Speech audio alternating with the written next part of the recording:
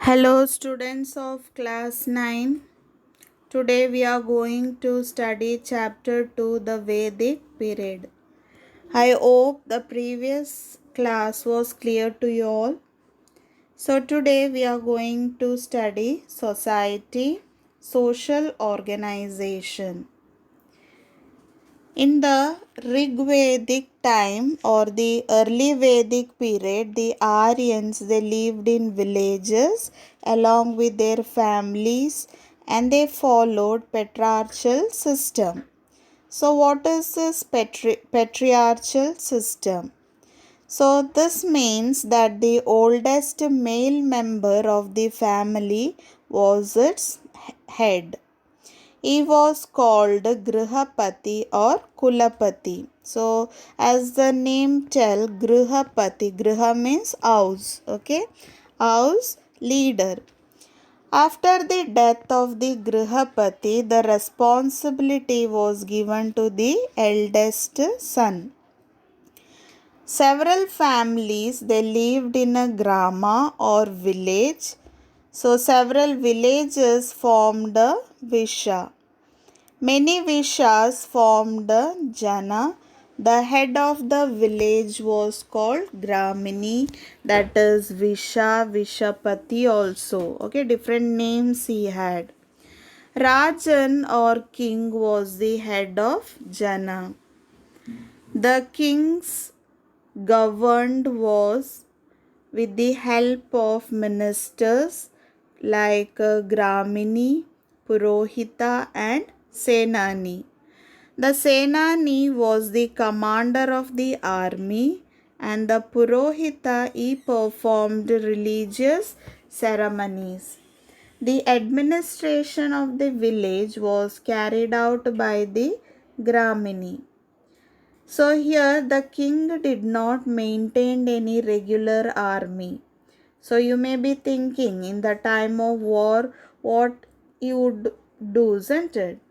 So here he used to organize tribal groups to perform military functions. So here you can see in the Rigvedic time the king he was not a hereditary type, okay?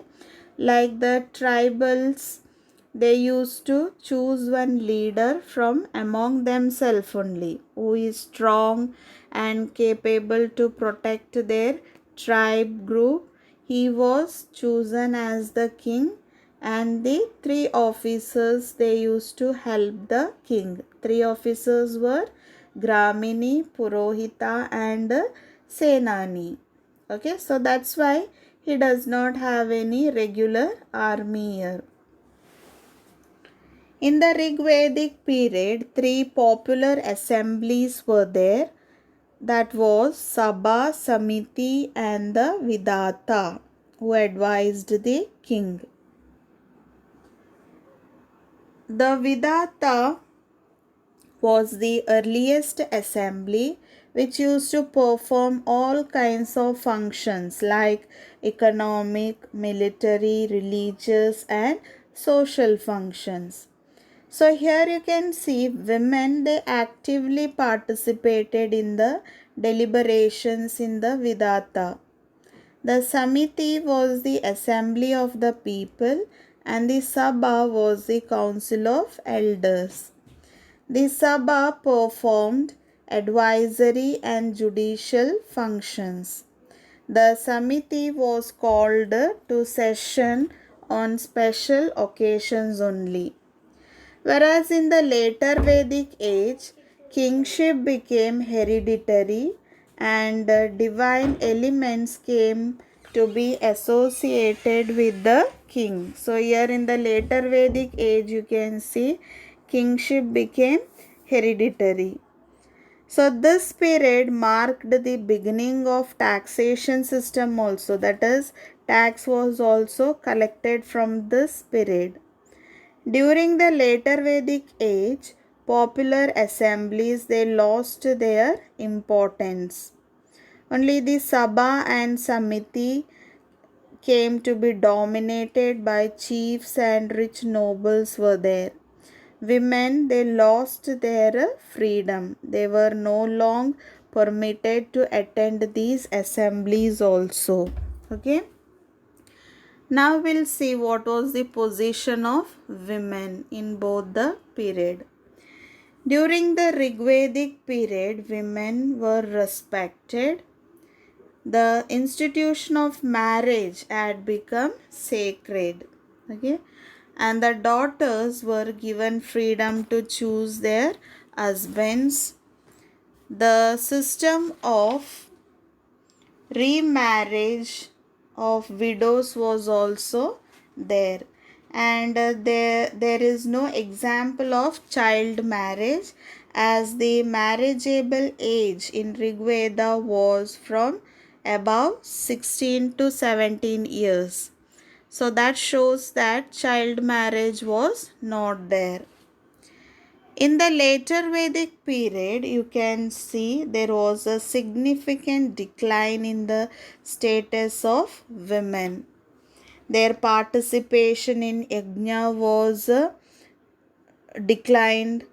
They did not enjoy the right to property. Even to choose the husband also was not there.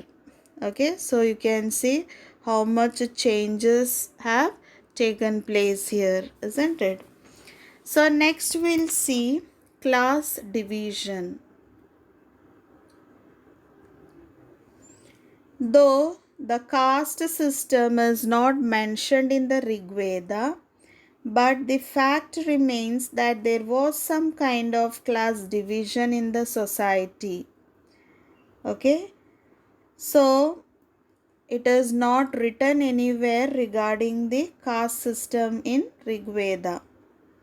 The early Aryans, they called the local inhabitants as Dasyus, and they did not mix with them.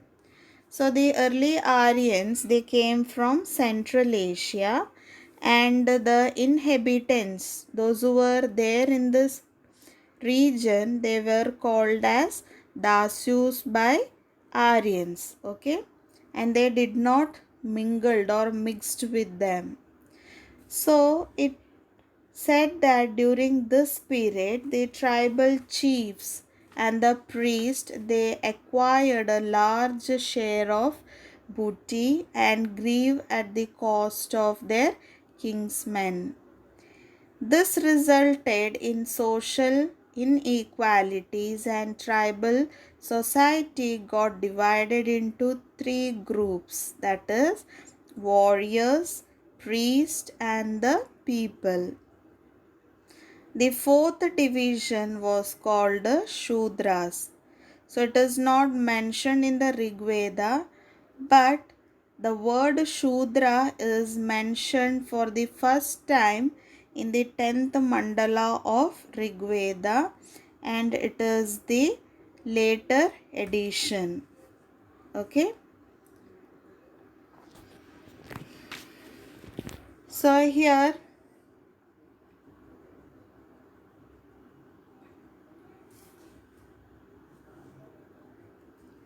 in the later Vedic period, you can see Brahmins, Kshatriyas, Vaishyas, and Shudras became four important castes or varnas. Okay. So the Brahmanas or the priest, they performed religious rituals. The Kshatriyas, they participated in wars. The Vaishyas, they engaged in business and looked after agriculture as well as industry. The Shudras, they served the upper classes. Okay, so all manual work of the upper class was done by Shudras. So during the later Vedic period, the caste became very rigid. The Brahmins and Kshatriyas enjoyed many privileges. The priest came to be considered as gods on earth. So they say that they are the God cannot come to the earth, so God has sent the priest on earth here. Understood? So they were given so much of respect. And the Kshatriyas also, they increased their power and came to be regarded as the ruling class. All the three higher Varnas were entitled to Upanayana. Upanayana means they were wearing the sacred thread according to the Vedic mantras. So intercaste marriage was not prevalent here in later Vedic period, whereas in the Rig Vedic period you can see intercaste marriage was there. So students, today we'll stop this topic here. I hope this topic was clear to you all. So everyone go through the topic and read the chapter once again. Okay. Thank you children. Have a nice